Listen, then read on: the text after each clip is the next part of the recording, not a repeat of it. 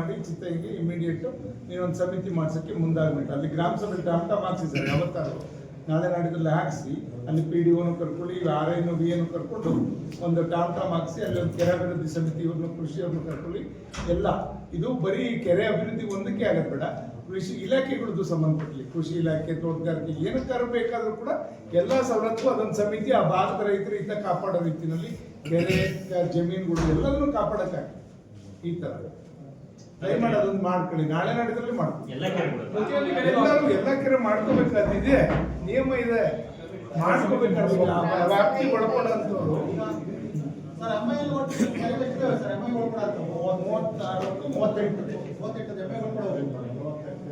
ಈಗ ಸದ್ಯಕ್ಕೆ ಒಂದು 2-3 ಕೆರೆಯಲ್ಲಿ ಸಮಸ್ಯೆ ಇದೆ